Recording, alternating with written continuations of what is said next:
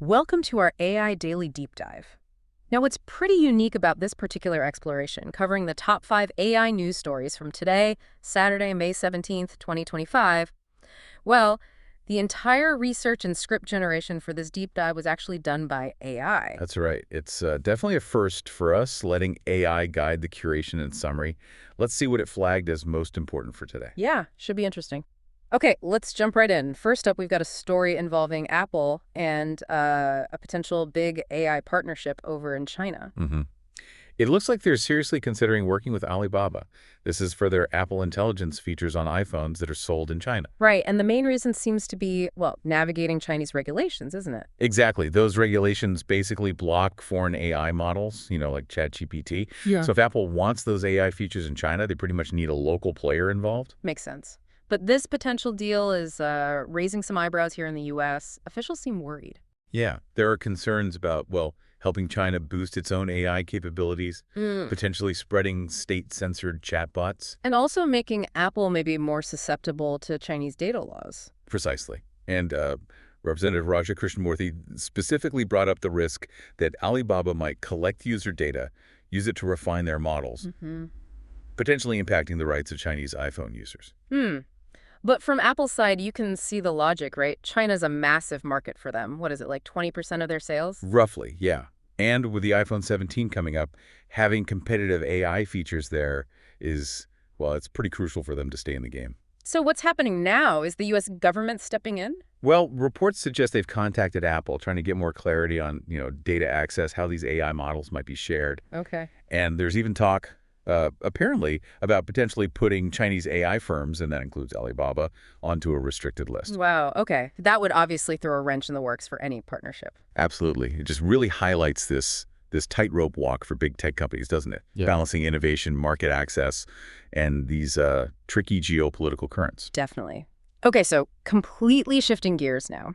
Our second story looks at something quite different. A study on AI and how it might affect our openness to, well, opposing views. Yes, this just came out in scientific reports. Researchers were looking into whether AI-generated messages, messages that argue against your existing beliefs, might actually be received better than the exact same message if it came from a human.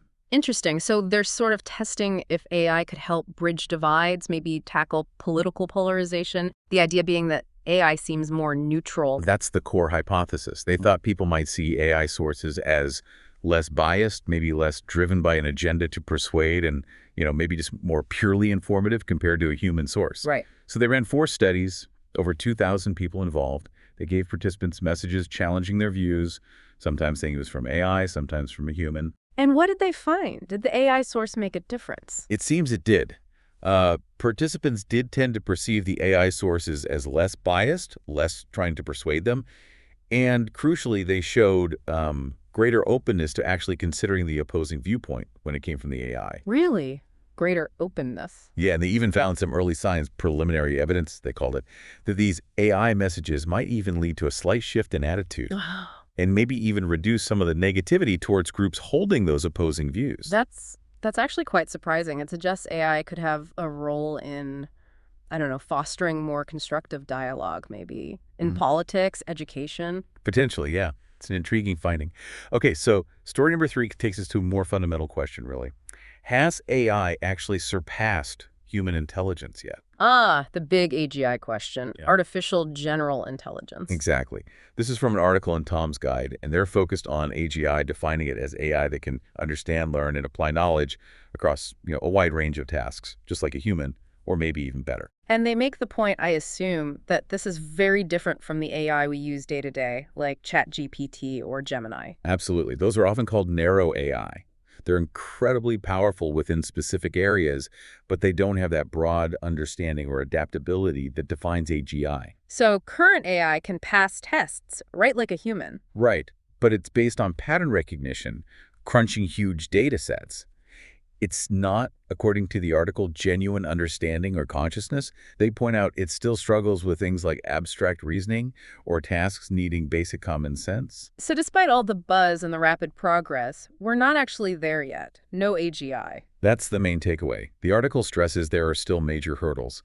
Creating systems with real context understanding, self-awareness, the ability to, transfer learning from one area to another. That seems incredibly complex. It is, and current AI doesn't really have intentions or grasp consequences in the way we do.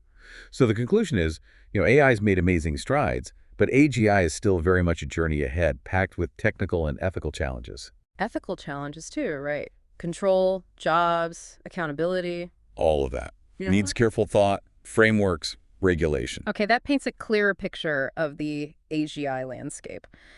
Now, our next story, number 4, it sort of zooms right into the home. AI's influence on families. Yeah, this is based on a piece in First Things First. The author shares some personal anecdotes. Yeah. Like her 2-year-old expecting, hey, Google to just work everywhere. Yeah, I can imagine that. And her 6-year-old apparently bombards AI with questions constantly. It's just part of their environment now. It really is becoming normalized quickly, isn't it? The article mentions some research, too. It does. A Pew Research finding that, 19% of U.S. teens have used AI for homework, and almost 40% think it's acceptable for math problems. What do the experts say about this? Well, it quotes Dr. Ying Zhu from Harvard, suggesting AI can be beneficial for kids' learning if designed well, but it absolutely shouldn't replace critical thinking skills. Yeah, it's a tool, not a replacement brain.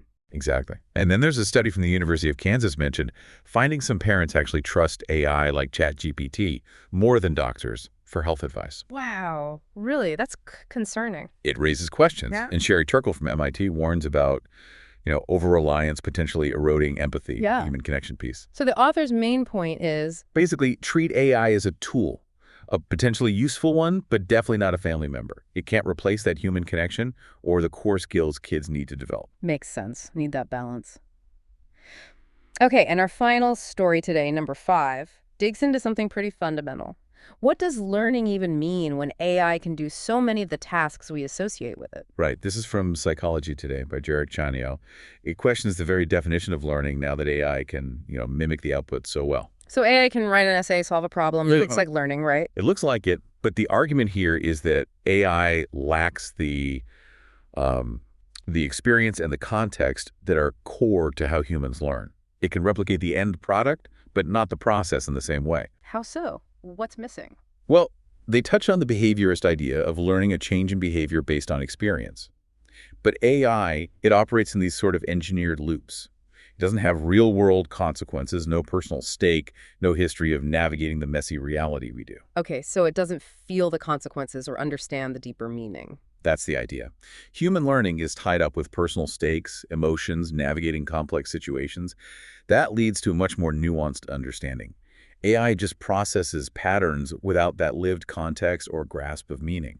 So the implication for, say, education is? We need to maybe rethink how we define learning, how we assess it.